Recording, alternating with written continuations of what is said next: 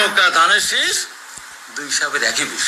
আমি বলেছিলাম আজকে বলে, এই স্লোগান যে যেখানে দিবে ধরে হাতের কাছে দা, কুড়াল, চাকু যা থাকবে ধরে কেউ জিব্বাটিতে কালো কুত্তাতে খাওয়াই দেবে, মামলা হলে আমার নামে হবে। এত বড় সাহস। আরো একটা আগস্ট আসবে, যে আগস্টে বিএনপিকে দেশ সেরা হতে হবে। ওই রাজাকারের দল, তারা দেশ সেরা হবে, তাদের দেশ সেরা করতে বলো। কথা বলার সময় হিসাব করে বল না। এখন তো বাসার বাইরে, ঘরের বাইরে যেতেও তো ভয় করে। আমি সে আমার পরিবারের জন্য একটা জিনিস নিয়ে আসবো, সেটা নিয়ে আসতেও তো ভয় করে যে কখন মবক্রেসির শিকার হতে হয়।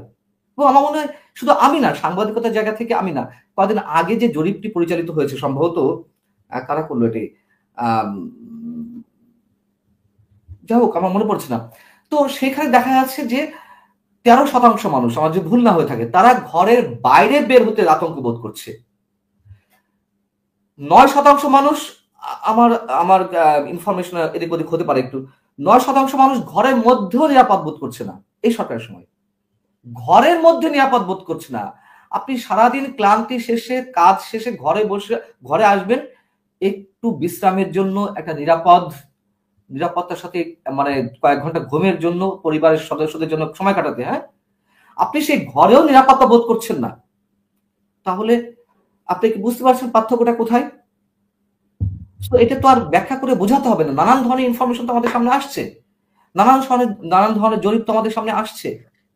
তো সেই জায়গা থেকে আপনি আমি, মানে আমাদেরকে অনেকে বলতে পারে বায়াসড, বলতে পারে সরকার, আচ্ছা এগুলো না অনেক পুরানো হয়ে গেছে। হ্যাঁ, মনে করুন যে আওয়ামী লীগের সময় আওয়ামী লীগের সমালোচনা করলে বিএনপি জামাতে দালাল বানাতো, এখন আবার বলা হচ্ছে ফ্যাসিবাদের দোষ, সত্য কথা বললেই গভর্নমেন্টের বিরুদ্ধে যাচ্ছে, আর গভর্নমেন্টের বিরুদ্ধে যাওয়া মানে হয়তো আওয়ামী লীগের পক্ষে চলে যাচ্ছে, গভর্নমেন্টের মনে করছে, গভর্নমেন্টের অনুসারে যারা, তারা মনে করছে। এটা মনে করলে তো কিছু করার নাই না। একজন বিচারক যখন কোনো মামলার রায় দেয়, সেই রায়টি তো দুই পক্ষের পক্ষে যায় না, কোনো না কোনো পক্ষের যায়, কোনো না কোনো পক্ষের বিপক্ষে যায়। তাহলে আমরা যখন সমালোচনা করছি, আমরা যখন সত্যটি উচ্চারণ করছি, তখন তো কারো না কারোর বিপক্ষে যাচ্ছে, বিপক্ষে যেতে গিয়ে অন্য কারোর পক্ষে চলে যাচ্ছে। তা আমাদের তো কিছু করার নেই। এখন মনে করুন যে অনেকে বলছে যে গঠনমূলক সমালোচনা করুন সরকার, গঠনমূলক বলতে কি বোঝায়? মানে আমি জোর করে হলেও আমি ব্যালেন্স করব, আমি এই সরকারের সমালোচনা করছি, দুইটা আমাকে ভালো কাজ খুঁজে বের করে আরো দুটা বলতে হবে। সাংবাদিকের কাজ তো ব্যালেন্স করা না, সাংবাদিকের কাজ তো পিআর করা না। এবং যারা বলেন আমাদেরকে যে আওয়ামী লীগের দালাল, আচ্ছা দালালি করতে গেলে তো সরকারের দালালি করলেই ভালো হয়, সেখানে তো মানে খুরমা খেজুর পাওয়া যায়, হালুয়া রুটির ভাগ পাওয়া যায়, তাই না? আবার যখন আওয়ামী লীগের বিরুদ্ধে কথা বলেছি, অন্য কারোর দালাল বানিয়ে দিয়েছে বিএনপি জামাতের, কেন ভাই আমরা সবসময় বিরোধী দলের দালালি করতে যাব? দালালি করতে হলে তো সরকারি দলের দালালি করলে তো নিজের ভাগ্য উন্নয়নটা ঘটানো যায়। তাহলে আমার কেন অলওয়েজ গভর্নমেন্টের বিরুদ্ধে কথা বলতে হচ্ছে আর আমাদেরকে বিরোধী দলের দালাল বানিয়ে দিচ্ছে? আমিও সেটাই বলি, গত 15 বছর আওয়ামী লীগের ধারে কাছে আমি গেলাম না, হ্যাঁ, তো এখন হয়ে গেছে আওয়ামী লীগের দালাল, ফ্যাসিস্টের দোসর। Okay fine, I don't care, কারণ যেটা সত্য, ওই যে সত্য কারো না কারো পক্ষে যাই, তাই না? আর সাংবাদিকের তো কোনো বন্ধু থাকে না, আপনি সব আমলি মার খাবেন, সমালোচনার মধ্যে পড়বেন, এটাই স্বাভাবিক, এটাই নিয়তি, ওই যে থ্যাঙ্কসলেস জব, তাই না? এই আজকে ধরেন আমরা যে কাজই করছি, হয়তো আওয়ামী লীগের পক্ষে যাচ্ছে, আওয়ামী লীগ ক্ষমতায় এসে তো সবার আগে আপনারই আঘাত করবে, রাইট? অবশ্যই অবশ্যই। তুমি তো 5 আগস্ট আগে আমার বিরুদ্ধে সমালোচনা করেছিলা, তুমি লাল বদর ছিলা। হ্যাঁ হ্যাঁ, লাল বদর ছিলা। আবার এই সরকার এসে বলবে যে আরে ও তো আমাদের সমালোচনা করছে, ও তো ফ্যাসিস্টদেরকে ফিরিয়ে আনার জন্য কথা বলছে। যাবো কোথায় বলেন তো আমাদেরকে? কোথাও যাওয়ার দরকার নেই, নিজের কাজটা আমি বুঝি, নিজের কাজটা করে যাওয়াটাই জরুরি। আমি বলি আমি কারো খাই না, কারো পড়ি না, কারো ধারও ধারি না। এখন আমার বুদ্ধি বিবেচনায় যেটা ভালো মনে হয়, যেটা সঠিক মনে হয়, যেটা সত্য মনে হয়, আমি সেটাই করার চেষ্টা করি। এখন সেটা সবার ভালো লাগতে হবে নট নেসেসারিলি, কিন্তু আবার ভারসাম্যেরও একটা ব্যাপার আছে আসলে, যেহেতু আমাদের সমাজটা মারাত্মক রকমের বিভক্ত, কিন্তু আপনি তো আর কারো মাথা কেটে কিংবা কারো পায়ের নিচে ওই যে চেয়ার দিয়ে তো আপনি সমান সমান বানাতে পারেন না, তাই না? তো আমরা যে বিষয়টা নিয়ে কথা বলতে যাচ্ছিলাম, এই যে কালকে তুহিন নামের যেই সাংবাদিককে গলা কেটে হত্যা করা হলো, এর আগে একজন সাংবাদিক ওই এলাকাতেই একজন সাংবাদিকের আঙ্গুল কেটে তার কবজি কেটে তাকে হত্যা করা, অনেকেই এর মধ্যে বোধহয় 8 জন সাংবাদিক গত 1 বছরে হত্যার শিকার হয়েছে। এই সংখ্যা কি আরো বেশি নাকি? এক্সাক্ট পরিসংখ্যান দিতে পারবো না। আপনি কি পরিসংখ্যানটা জানতে চাইলেন নাকি যাকে গলা কেটে? না, আমি বলছি এই সংখ্যাটি আরো বেশি কিনা, মানে নিপীড়নের মাত্রাটা কোন লেভেলে?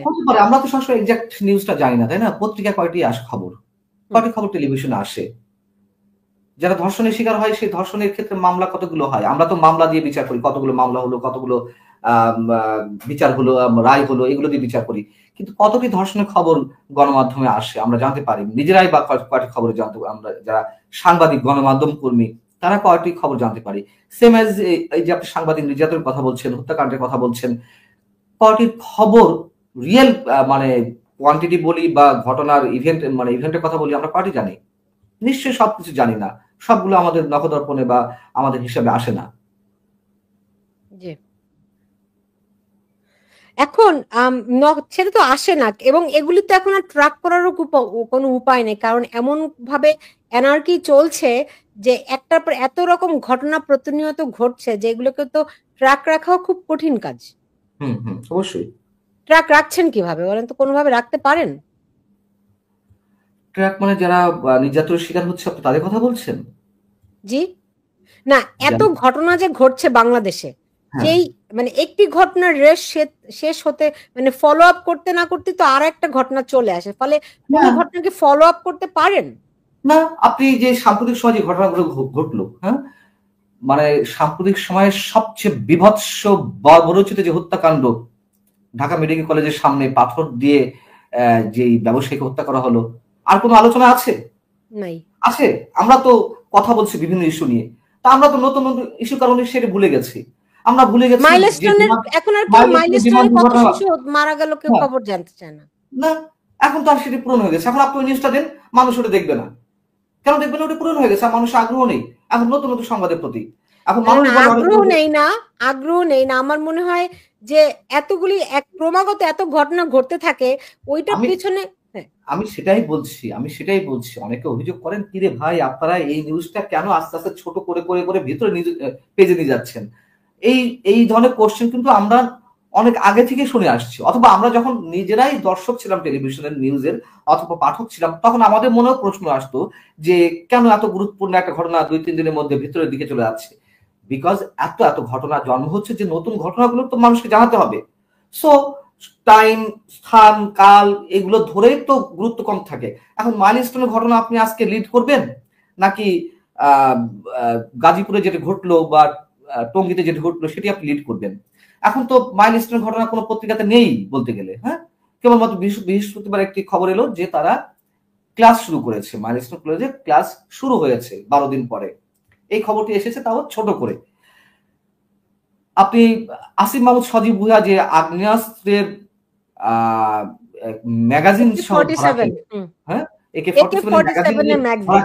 হ্যাঁ, প্রথম 2 দিন খুব হই হুল্লোড়, সামাজিক যোগাযোগ মাধ্যমে একেবারে সব ফাটিয়ে দেওয়া হলো, সমালোচনায় ভরপুর হয়ে উঠলো, নিউজও হলো কোনো কোনো গণমাধ্যমে খুব বড় আকারে, আমরা কন্টেন্ট করলাম। আমরা কি এখন সেগুলো নিয়ে কথা বলছি? মানুষের আগ্রহ তো দূরের কথা, আমরাই তো কথা বলছি না। কেন কথা বলছি না? এত এত খবর আসছে যে আপনি কোনটা রেখে কোনটা নিয়ে কথা বলবেন? আপনি তো সব নিউজ নিয়ে কথা বলতে পারবেন না, সেই ক্যাপাবিলিটি, সেই সুযোগ তো আমাদের কারণ নেই। সো এইভাবে সব হারিয়ে যাচ্ছে। আপনি দেখবেন যে গাজীপুরে যে ঘটনাটি ঘটলো, সাংবাদিক তুহিন, আসাদুজ্জামান তুহিনকে যেভাবে হত্যা করা হলো বিভৎস অবস্থায়, সেই নিউজটিও আমার মনে হয় 2-1 দিনের মধ্যে ওটা ইসে চলে যাবে, মানে একবারে অতল গহ্বরে চলে যাবে। প্রফেসর কলিমুল্লাহ নিউজটা নিয়ে সোশ্যাল মিডিয়ায় বা ইউটিউবে অনেক বেশি বলা বলি হয়েছে, সমালোচনা হয়েছে, যদিও ইলেকট্রনিক মাধ্যম বা মেইন স্ট্রিমের গণমাধ্যমে শুধু আটকের খবরটা এসেছে, কারাগারে যাওয়ার বিষয়টি এসেছে, এছাড়া তো অন্য কিছু আসেনি। তাহলে এখন বিষয় হচ্ছে যে এটিও তো আড়াল হয়ে গেছে। আমার মনে হয় বড় জোরে একদিন টিকবে। আপনাকে যদি আটক করা হয়, আমাকে যদি আটক করা হয়, ওটা নিয়ে একদিন কথা বলা হবে, তারপরেও নতুন কোন সুলতানাকে, নতুন কোন পান্নাকে আটক করা হবে, কথার কথা, বা মামলা দেওয়া হবে, তো আবার সেগুলো নিয়ে মানুষ পড়ে থাকবে। অথবা অন্য কোনো ঘটনা ঘটবে, মানুষের চোখ, মানুষের দৃষ্টি অন্যদিকে চলে যাবে। গোপালগঞ্জে যে এত ভয়াবহ ঘটনা ঘটলো, এখন এতদিন পর এসেও ঘটনা ঘটেছে গত 5 তারিখে নাকি না 8 তারিখে জুলাইয়ের, তো 22 দিন পরে এসে মামলা দেওয়া হচ্ছে শত শত মানুষের নামে, তাও কিন্তু সেই নিউজটা বড় আকারে আসছে না, গোপালগঞ্জ মানুষ ভুলে গেছে। অতএব এ ধরনের ঘটনা ঘটতেই থাকবে, জি, আর একটা পর একটা ঘটনা মানে অতল গহ্বরে হারিয়ে যেতেই থাকবে। পান্না, এখানে একজন একটা মন্তব্য করেছেন, ডক্টর কলিমুল্লাহর নামে দীপুমণি নাকি মামলা দেননি, এটা কি সত্য নাকি আপনার জানা আছে? আমাকে যতদূর মনে পড়ে ডক্টর কলিমুল্লাহ আমাকে বলেছিলেন তার নামে যে মামলাটি, এটি ডক্টর দীপুমণির আমলে দেয়া 2020 সালে, এবং শত্রুতাবশত তিনি দিয়েছেন মামলাটি। না, দীপুমণির সময় মামলা আমি যতদূর জানি প্রফেসর কলিমুল্লাহর নামে এর আগে আরো একাধিক মামলা হয়েছিল আওয়ামী লীগের সময়, সেগুলো তিনি ফেস করেছেন। আর আপনি যেটা বলছেন বোধহয় একটু ভুল আছে, এই মামলাটি ওই সময়কার অভিযোগের ভিত্তিতে 18ই জুন এই মামলাটা দেয়া হয়েছে বর্তমান সরকারের সময়, আমার যদি ভুল না হয়ে থাকে, আমি যতটুকু জানি।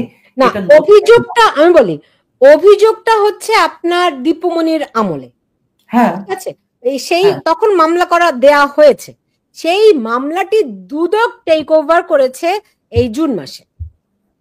মামলাটি দুদকই ছিল না, আচ্ছা যাই হোক, কিন্তু দীপুমণির আমলের মামলাটিকেই এখন আবার ইয়ে করা হয়েছে এইটুকু মনে হয়। এনিওয়ে, কিন্তু এগুলো তো একটা আইনি প্রক্রিয়া, কিন্তু আইন কানুন বলে কিছু আছে নাকি সবই বিচারহীনতার আতঙ্কটাই বেশি? দেখুন, পুরনো বোতলে নতুন মদ একটা কথা আছে না, নাকি নতুন বোতলে পুরনো মদ, নতুন বোতলে পুরনো মদ।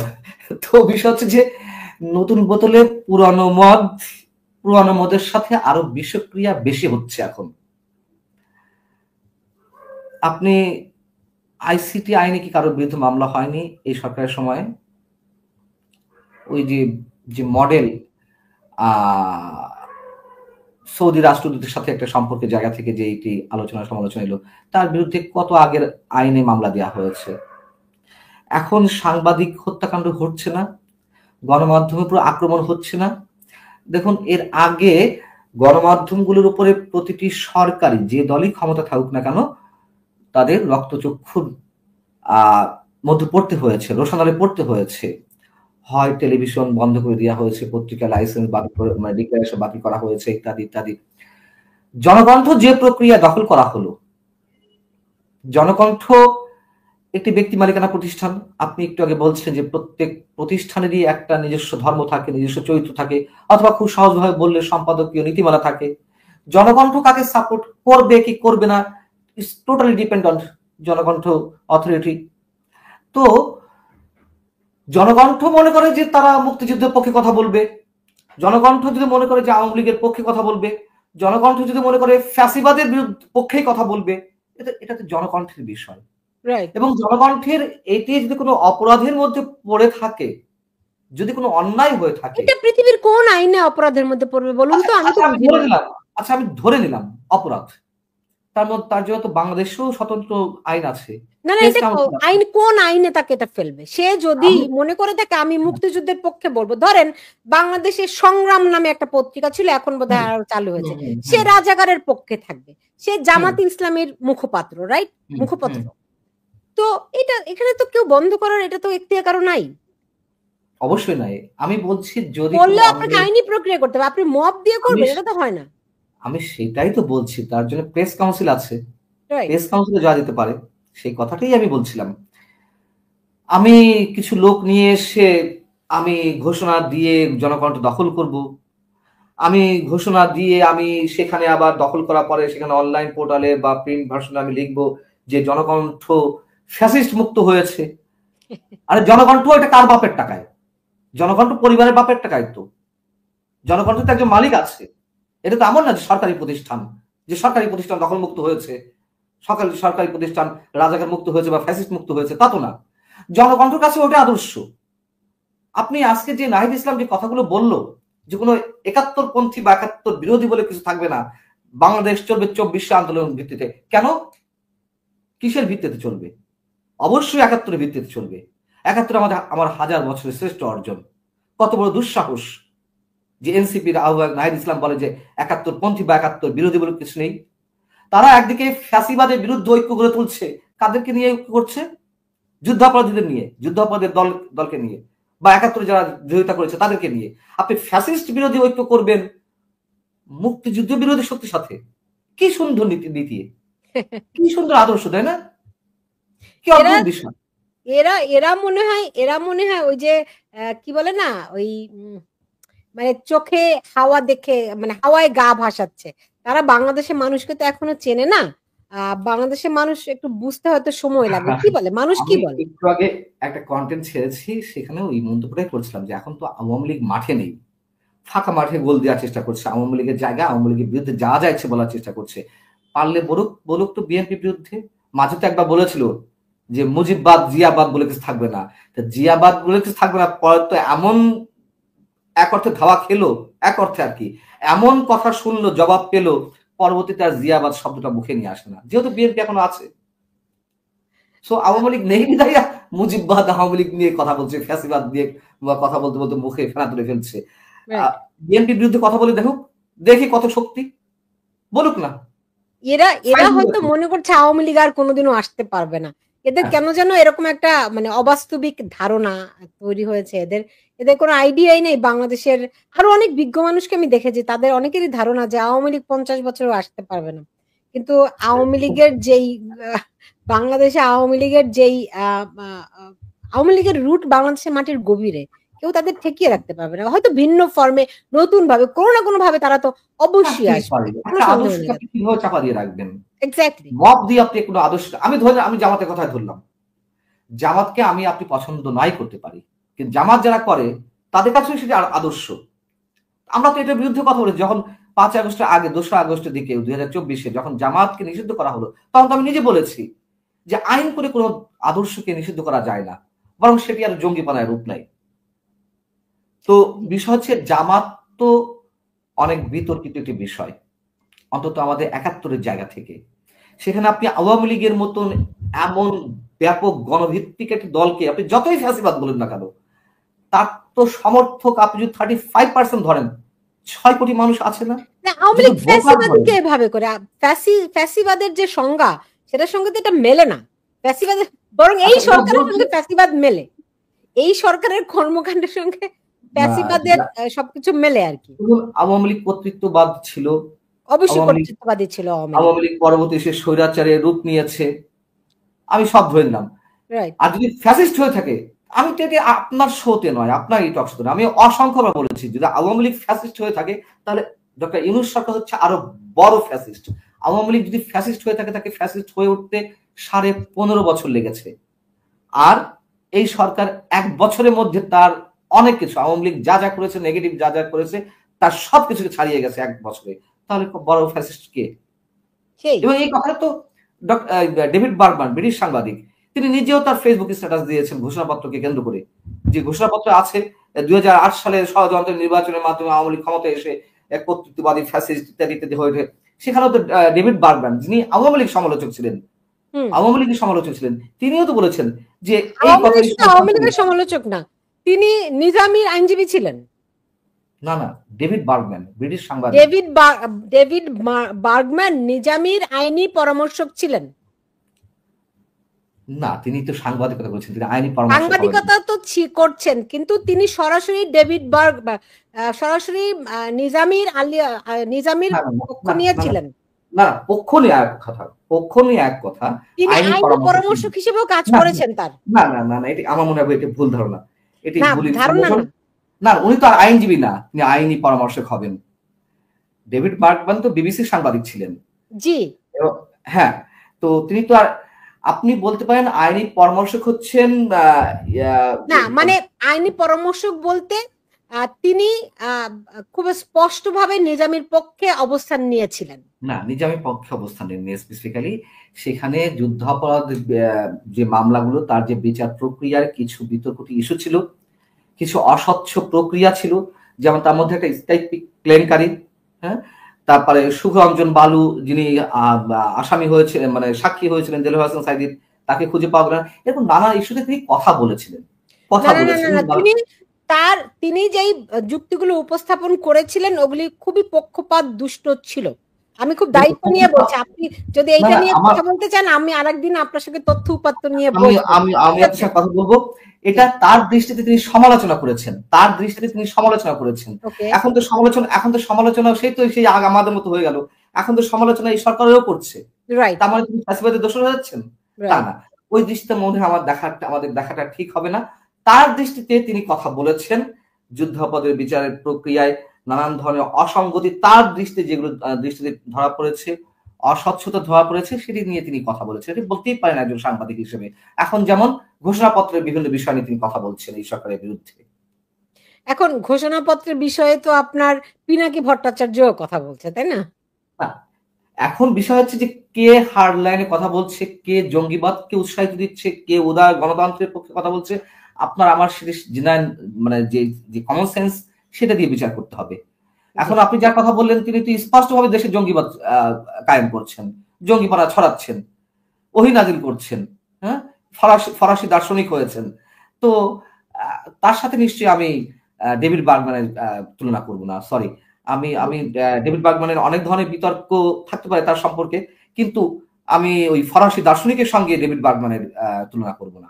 আচ্ছা, ইকবাল হোসেন এটি প্রশ্ন করেছেন যে জুলাই ঘোষণাপত্র ও ফেব্রুয়ারিতে নির্বাচনের কথা বলে জাতিকে ব্যস্ত রেখে পর্দার অন্তরালে কলিমুল্লাহ স্যার সহ পান্না ভাই সহ আপনার কথা বলছে আরো অনেককে দমনের ষড়যন্ত্র চূড়ান্ত হয়ে গেছে, এটা কি পান্না ভাই জানেন? না, আমাদেরকে দমনের চূড়ান্ত সিদ্ধান্ত বা চূড়ান্ত অবস্থা আমি আসলে জানি না। তবে আমি যে ধরনের খবর পাচ্ছি নানান মাধ্যমে, উদ্বেগজনক খবর, উৎকণ্ঠা তো আছেই। এবং ধরুন আপনার সাথে কথা বলতে বলতে যদি আমাকে কোন এক ফেক মামলায় জড়িয়ে অ্যারেস্ট করে নিয়ে যায়, তাতে অবাক হওয়ার কিছু থাকবে না, প্রস্তুত আছি। তাই বলে কণ্ঠ থামানো যাবে না, তাই বলে কণ্ঠ অবদমিত করতে পারবে না, এটুকু স্পষ্ট ভাষা উচ্চারণ করতে চাই। সেরকম যদি হয় তাহলে আমার দর্শকদের জন্য কিছু বলে যান, যদি আল্লাহ না করুক যদি এরকম পরিস্থিতিতে হয়, আপনি কোনো সুযোগই পেলেন না, রাইট? হ্যাঁ, বিষয়টি হচ্ছে কি, এরকম কিছু ঘটবে ডেফিনেট করে বলা যাচ্ছে না, আবার কিছু ঘটবে না তাও বলা যাচ্ছে না, যেহেতু ঝুঁকির মধ্যে দিয়ে কাজ করতে হচ্ছে। আমি শুধু একটি কথা বলবো, দেখুন সাংবাদিকতা করছি অনেকে তো করার জন্য করে, অনেকে সংসার চালানোর জন্য করে, পেশাদারিত্বের জায়গা থেকে অনেকে করে, নানান ধরনের ডেফিনেশন থাকতে পারে, নানান ধরনের কারণ থাকতে পারে। যদি রিয়েলি কেউ সাংবাদিকতা করতে চায় বা যারা করছেন, আমি মনে করি অন্তত সত্যটুকু উচ্চারণ করতে হবে। দেখুন, আপনি মুসলমান, আমি মুসলমান, কে কতটুকু ধর্ম পালন করি কি না করি সেটি ভিন্ন কথা, কিন্তু বেসিক জায়গাটা তো আমরা তো সৃষ্টিকর্তায় বিশ্বাসী, তাই না? এবং আমি তো এটুকু মনে করি যে সৃষ্টিকর্তার ইশারা ছাড়া কোনো কিছুই সম্ভব না। আর মৃত্যু সে তো অবধারিত। যে আপনার সাথে কথা বলছি, কথা বলতে বলতে তো আমি যে লাইনটা ডিসকানেক্ট করব, লাইভের মধ্যেই তো দেখা যেতে পারে যে আমি হার্ট অ্যাটাক করে মারা যাচ্ছি। আপনার সামনেই হয়তো আমি হার্ট অ্যাটাক করে মারা যাচ্ছি, হতে পারে না? অস্বাভাবিক কিছু না। মাঝে একটা ফেসবুকে একটা ভিডিও ভাইরাল হলো না, যে একজন সরকারি অফিস কর্মকর্তা তিনি চেয়ার থেকে উঠতে উঠতেই লুকিয়ে পড়লেন। সো মৃত্যু কার কখন কোথায় হবে এটা কেউ বলতে পারে না। আমি মৃত্যুর সঙ্গে এই জন্য এক্সাম্পল দিচ্ছি। আর আটক, অ্যারেস্ট এগুলো কোন ছাড়, এগুলো কিছুই না। তো যদি মৃত্যু আসে, সত্য উচ্চারণ করতে হবে। আমি একমাত্র সৃষ্টিকর্তাকেই ভয় পাই, তার উপরে ভরসা করে চলি, আমার নীতি নৈতিকতা সততার উপরে ভরসা করে চলি, এবং ওটাই আমার পুঁজি। এর বাইরে যদি কিছু হয়, মনে করবো এগুলো আমার পাওনা, ওটা আমার পুরস্কার। এবং শুধু আমি কেন, শুধু আপনি কেন, অন্তত আমাদের সাংবাদিকরা দালালি তো করেছে। আওয়ামী লীগের সময় দালালি করেনি? অবশ্যই করেছে। এখন দালালি করছে না? অবশ্যই করছে। এখন দালালি তো আরো বেশি বেড়েছে। সেম সিনারিও তো। আওয়ামী লীগের সময় কিছু মানুষ হাত কচকাতে কচকাতে প্রধানমন্ত্রীর সামনে, সাবেক প্রধানমন্ত্রীর সামনে যে ধরনের বয়ান দিত, আমাদের লজ্জায় মাথা হেট হয়ে আসতো। এখন কি তার কম হচ্ছে? এই এক বছরের মধ্যে কত ধরনের সাংবাদিক তারা পুরস্কৃত হয়েছে, কোথায় কোথায় পোস্টিং নিয়ে, কোথায় কে গেছে আমরা জানি না, কে কোন স্টেশনে কার পদের জায়গায় কে ঢুকছে আমরা জানি না, কাকে কাকে বিতাড়িত করা হচ্ছে। আমি আপনাকে বলি, আমি আমাকে দিয়ে বলছি, আওয়ামী লীগের শেষ 10 বছর আমাকে বিভিন্ন গোয়েন্দা সংস্থা কাজ করতে দেয়নি, বিভিন্ন স্টেশনে কোথাও কোথাও গেছি 6 মাস 1 বছর বেশি কাজ করতে পারিনি। কেন? ওই যে একটা এক্সাম্পল দিচ্ছিলাম প্রথমে, একটা এক্সাম্পল দিচ্ছিলাম কেন প্রধানমন্ত্রীর জন্মদিনের নিউজ বিষয়টা আমি মানে 1 নম্বরে নিয়ে আসিনি, তাও আমি 4 নম্বরে শিরোনাম করেছিলাম, 4 নম্বরে। কেন 1 নম্বরে করিনি? এটা বিশেষ একটা গোয়েন্দা সংস্থার জেরা মুখে পড়তে হয়েছিল। তারা আমার সবকিছু নিয়ে আমার ওই স্টেশন, আমি তখন চিফ নিউজ এডিটরের দায়িত্বে, ওই টেলিভিশনের মালিক কর্তৃপক্ষের কাছে দিয়ে এলো। আমাকে বলা হলো যে আপনি এটা কেন করলেন? আমি কেন করলাম? আমি একজন জার্নালিস্ট, আমি একজন নিউজ পার্সন, আমার কাছে যেটা মনে হয়েছে কোনটা নিউজ কোনটা না হয়েছে তো। আচ্ছা, এই সরকারের সময় আবার আমি যে টেলিভিশনে ঢুকেছিলাম এডিটোরিয়াল পোস্টে, সেখানে বলা হলো ওই যে ফরাসি দার্শনিক, ওই যে আমেরিকান দার্শনিক, তাদের একটা টক শোতে বলা হলো যে ফ্যাসিবাদের দোসর অমুক মঞ্জু আলম পান্নাকে যদি বিতাড়িত না করা হয় তাহলে আমরা পরবর্তীটা আমরা দেখবো, তোমার মব ভায়োলেন্স করবে। তো বিষয় হচ্ছে যে এটা চাকরি খাওয়া নয়। আমাকে কিন্তু ওই স্টেশন চাকরি ছাড়তে বলেনি, আমাকে শর্ত দিয়েছিল, আমি সেই শর্ত মানিনি।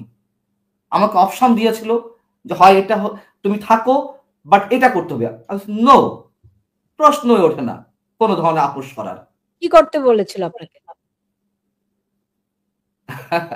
এটা বলতেই হবে না, তা না, বলার মতো হলে বলতে আচ্ছা, পারেন। মনে করুন যে আমার এই মানচিত্র চ্যানেলটা বন্ধ করতে বলেছিল, যেখানে আমি ফ্রিডম মানে ফ্রিডম নিয়ে কথা বলছি, আমার এই চ্যানেল বন্ধ করতে বলা হয়েছিল। আমি তো দাসত্ব করব না। আমি দাসত্ব করার জন্য আমি যেখানে ফ্রিডম নিয়ে কথা বলছি, আমি তো সেইটা আমি বন্ধ করব না। সো আমি বললাম ঠিক আছে, ওকে ফাইন, আমি কুইট করছি। আমি নিজে রিজাইন করলাম এবং ওইখান থেকে ওই টকশো থেকে এই যে সব দার্শনিকরা, বিদেশি দার্শনিকরা বলছিল যে আমি কোন কাজ করি, আমি আসলে সাংবাদিক না, এসব নিয়ে না সুলতানা কথা বলতে ঘেন্না বোধ হয় এবং নানান ধরনের অপবাদ ছড়ানো হলো। এই যে আপনার সামনে আমি আমার মানচিত্রে আমি কিছুটা কথা বলেছি, আজকে আবার আরো বেশি ওপেন কথা বলছি আপনার এখানে, আপনি প্রশ্ন করাতে। এখন বিষয় হচ্ছে যে আমি বলে এলাম কোনো দরকার নেই, বেতনও খারাপ ছিল না। এখন টাকার লালাই তো আমরা নই, টাকার হিসাব করি কত কি করা যেত এই জীবনে, কোনো প্রয়োজন নেই, কোনো প্রয়োজন নেই। এবং আমি স্ট্রেট বলে আসলাম ওকে ফাইন, আমি কুইট করছি নিজেকে, আমি থাকবো না। এই হচ্ছে বাস্তবতা।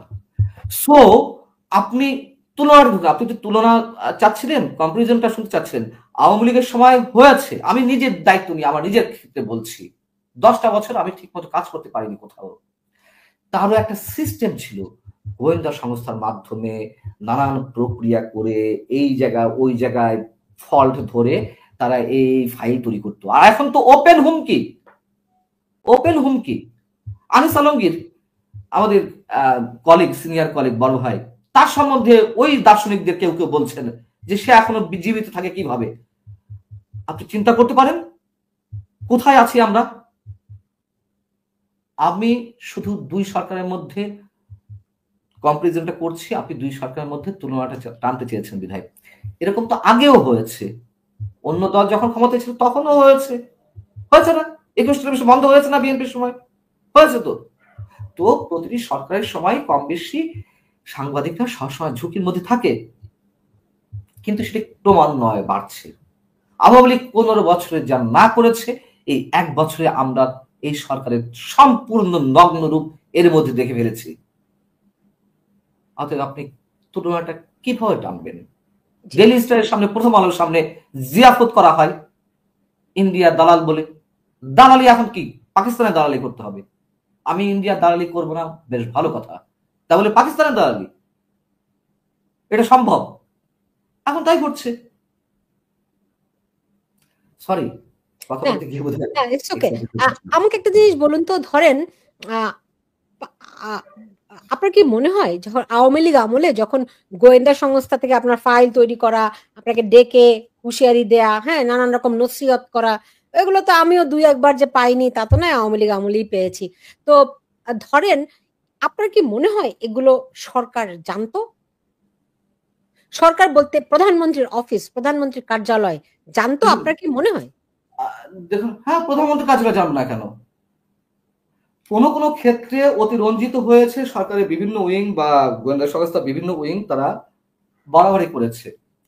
আমি একটা এক্সাম্পল দিই, আজকে শিবিরের ছেলেরা ওই সাদিক কায়েম টাইম কারা কারা বলছে যে আমরা রাজনীতির স্বার্থে বা আমাদের নিরাপত্তার স্বার্থে আমরা ছাত্রলীগে ঢুকেছিলাম, এবং যে নির্যাতনগুলো করা হতো আমরা অতি উৎসাহী হয়ে এই নির্যাতনগুলো করতাম বেশি বেশি ছাত্রলীগ প্রমাণ করার জন্য। হ্যাঁ, আচ্ছা, হেলমেট বাহিনী, অনেকে বলে যে আরে হেলমেট বাহিনী তো ওগুলো সব শিবিরে ছেড়ে ফেলেছিল।